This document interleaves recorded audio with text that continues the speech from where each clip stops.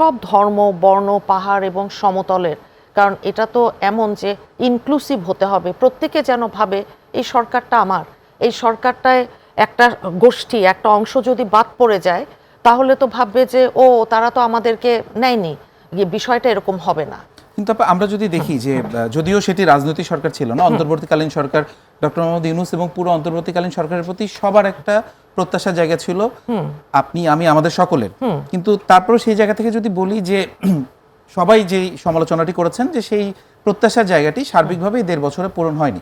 একইভাবে বিএনপিও আসলে সংখ্যাগরিষ্ঠতা পেয়ে তারা সরকার গঠন করতে যাচ্ছে, বিএনপির কাছেও মানুষের প্রত্যাশার জায়গা অনেক। অতীতে আমরা অনেক ক্ষেত্রেই দেখেছি যে ইশতেহারে যা বলা হয় সেগুলো আসলে শুধু কাগজে কলমেই থেকে যায়, বাস্তবিক অর্থে সেগুলো আসলে প্রয়োগ হয় না। সব রাজনৈতিক দলের ক্ষেত্রে আমরা কম বেশি এমনটি দেখেছি। এইবার আসলে আপনারা সেই জায়গা থেকে কতটুকু পরিবর্তন আনবেন এবং সেই কালচার থেকে কতটা বেরোতে না, আমি তো বলেছি যে এই কালচার থেকে তো আমরা অলরেডি বেরিয়ে গেছি।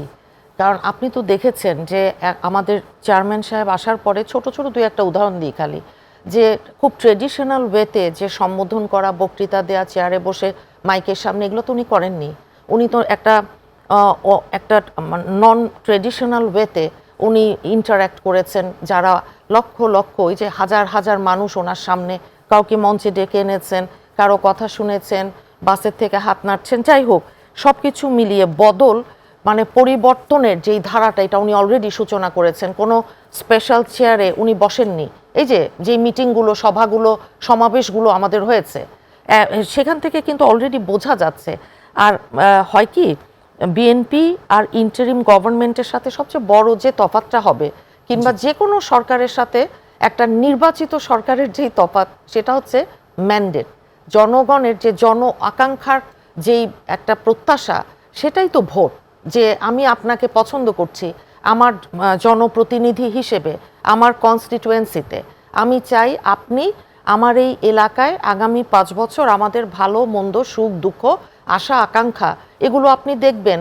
এবং আমাদের অর্থনীতি বলুন, কর্মসংস্থান বলুন, বিনিয়োগ বলুন, প্রত্যেকটা জিনিস, সমাজনীতি বলুন, রাজনীতি বলুন, আপনি দেখবেন। আরেকটা জিনিস দেখবেন কি, সেটা আমরা একটা ব্রুট মেজরিটি নিয়ে এসেছি দেখেই যারা বিজিত, যারা সবাই তো আর জিততে পারে না একটা নির্বাচনে, সেটা তো সম্ভব না।